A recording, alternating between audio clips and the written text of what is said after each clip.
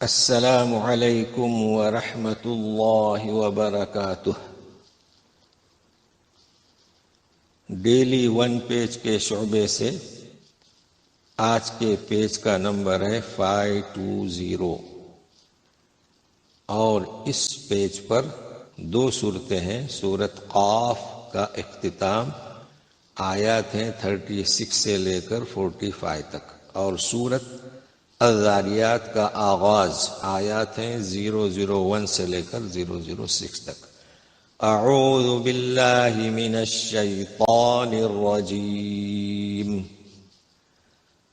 وَكَمْ أَهْلَكْنَا قَبْلَهُمْ مِنْ قَرْنٍ هُمْ أَشَدُّ مِنْهُمْ بَطْشًا فَنَقَّبُوا فِي الْبِلَادِ هَلْ مِنْ مَحِيصٍ۔ کتنی امتوں کو ہم نے ان سے پہلے ہلاک کر دیا جو ان سے طاقت اور قوت میں زیادہ تھے، یعنی قریش سے۔ تو جب گرفت کی ان کی تو ڈھونڈتے رہے شہروں میں، کیا انہیں کوئی ٹھکانہ ملا؟ نہیں ملا۔ جب عذاب آیا تو بھاگنے کی کوشش کی کہ کہیں بھاگنے کا راستہ ملے، مگر نہیں ملا، سب ہلاک ہو گئے۔ تو اس میں یعنی اگر اس واقعے سے تم درس عبرت حاصل نہ کرو تو تمہارا بھی یہی حشر ہوگا، لیکن اس سے درس عبرت کون حاصل کرے گا؟ تو سنیے، ان فی ذالک لذکریٰ لمن کان لہ قلب او القی السمع وہو شہید۔ یقیناً اس میں عبرت ہے، نصیحت ہے جس کے لیے قلب ہو۔ قلب ہو یعنی کیا؟ بیدار قلب ہو۔ وَأَلْقَى السَّمْعَ یعنی اپنی قوت سماعت کو کس طرف جب ڈالتا ہے، سنتا ہے تو سننے والوں جیسا سنے، اور حاضر دماغ، شہید یعنی حاضر دماغ ہو۔ مطلب ہے کہ کسی مجلس میں وہ سن رہا ہے، اپنے کان کو اس طرف لگایا ہے، مگر حاضر دماغ نہیں ہے، دماغ کہیں اور ہے، اسے عبرت حاصل نہیں ہوگی۔ تو اس واقعے میں عبرت ہے جس کے پاس بیدار قلب ہو اور سننے والوں جیسا اور حاضر دماغ، تو اسے عبرت حاصل ہوگی۔ وَلَقَدْ خَلَقْنَا السَّمَاوَاتِ وَالْأَرْضَ وَمَا بَيْنَهُمَا فِي 6 أَيَّامٍ وَمَا مَسَّنَا مِن لُغُوبٍ۔ ہم نے آسمان اور زمین اور جو کچھ اس کے درمیان میں ہے 6 دنوں میں پیدا کیا، اس تخلیق میں ہمیں کوئی تکان نہیں پہنچی۔ اس آیت کو متعدد بار بیان کیا گیا ہے مختلف انداز سے۔ فَاصْبِرْ عَلَى مَا يَقُولُونَ وَسَبِّحْ بِحَمْدِ رَبِّكَ قَبْلَ طُلُوعِ الشَّمْسِ وَقَبْلَ الْغُرُوبِ۔ یہ جو کچھ کہہ رہے ہیں مشرکین مجرمین، آپ صبر سے کام لیں، ان کے پیچھے اپنا وقت ضائع نہ کریں، صبر تحمل سے کام لیں، اور اپنے رب کے حمد کی تسبیح پڑھتے رہیں صبح و شام۔ یہ ترجمہ کیا ہے، مختصر ہو گیا۔ قبل طلوع الشمس و قبل الغروب، صبح شام۔ اب رہا رات کا مسئلہ، تو سنیے۔ وَمِنَ اللَّيْلِ فَسَبِّحْهُ وَأَدْبَارَ السُّجُودِ۔ من تبعیدیہ، رات کے کچھ حصے میں، پوری رات نہیں، یعنی نافلہ تہجد، اور رات کے کچھ حصے میں اس کی تسبیح پڑھیے۔ اب رہا سوال دن اور رات، تو نمازوں کے پیچھے تو نمازیں دن میں بھی ہیں، رات میں بھی ہیں، جو ہم تسبیحات پڑھتے ہیں۔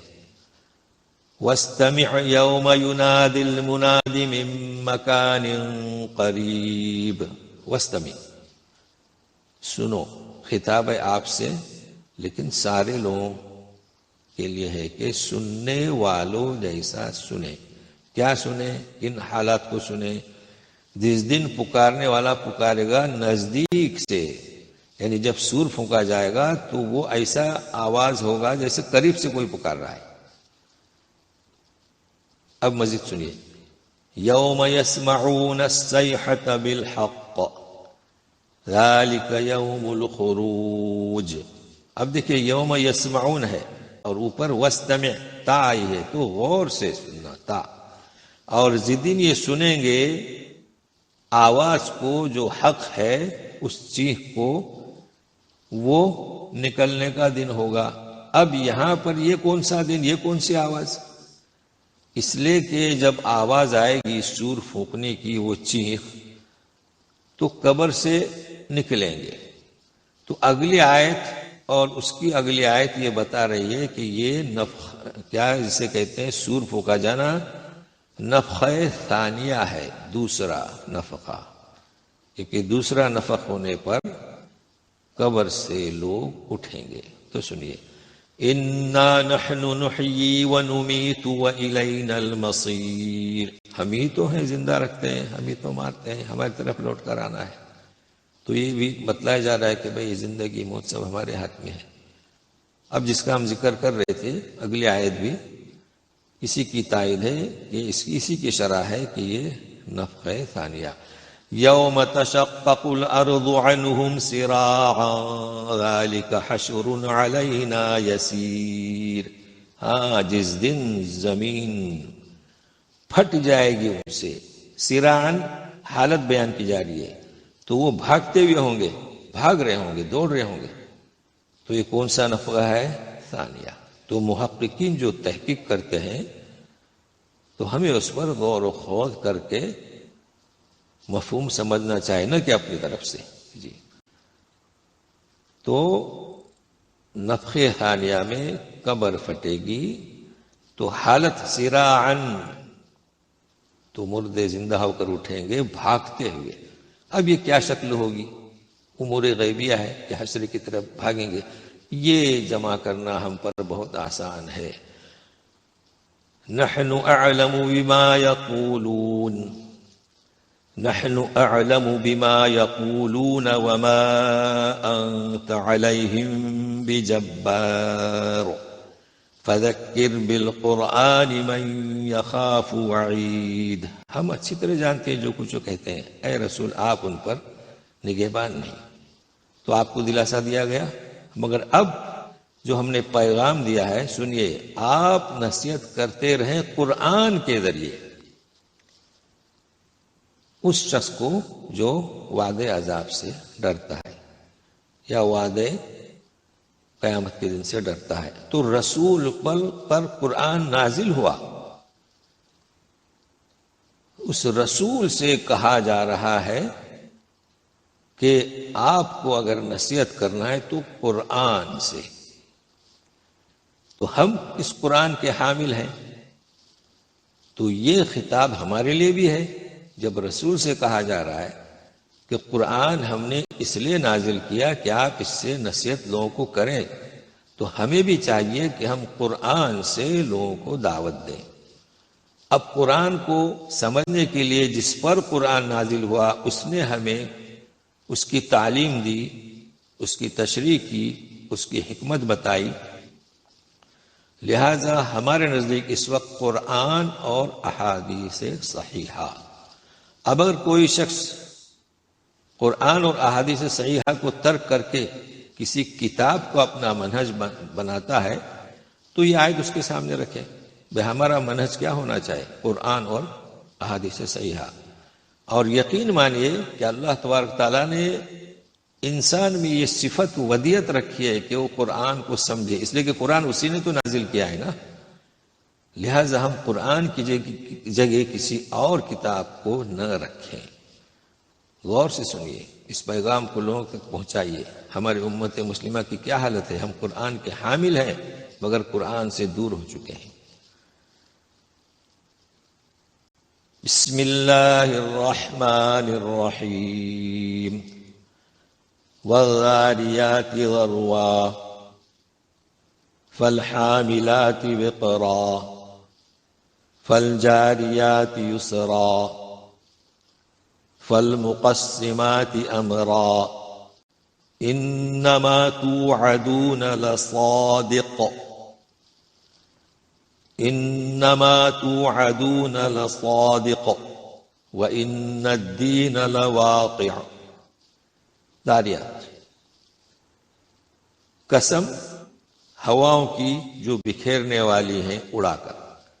تو ذاریات کے معنی بکھیرنے والی ہوا.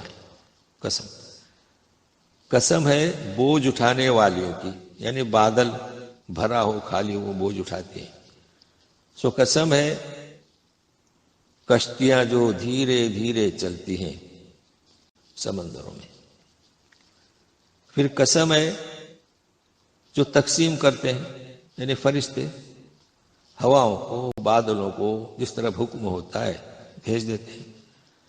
اب قسم کھانے کے بعد کہا جا رہا ہے کہ تم سے جو وعدہ کیا جا رہا ہے وہ صادق، سچا ہو کر رہے گا، سچا و پکا ہے. وہ کیا؟ دین. سورہ فاتحہ ہم پڑھتے ہیں نا ہم، مالک یوم الدین. تو قیامت کا دن، بدلے کا دن ضرور ضرور واقع ہونے والا ہے. اچھا، یہ جو ہم نے ترجمہ کیا، یہ ہمارا جو منہج ہم نے بتایا اس حساب سے ہم نے کیا ہے. باقی ترجمے میں اختلاف بھی ہوا ہے کہ جاریات سے بھی مراد انہوں نے ہواؤں کو ہی لیا ہے. تو یہ اس طریقے سے اس کی گنجائش ہے. بہرحال ہم نے ذاریات کا آغاز کر دیا ہے اور سورہ قاف کا اختتام، اور اس میں پھر ہم توجہ دیتے ہیں کہ فذکر بالقرآن. جی، اور ہمارے پاس اس وقت دو منار ہیں، قرآن اور احادیث صحیحہ. جیسے کہ نبی کریم صلی اللہ علیہ وسلم کا ارشاد ہے کہ یہ دو منار چھوڑے جا رہا ہوں. والسلام علیکم ورحمۃ اللہ وبرکاتہ.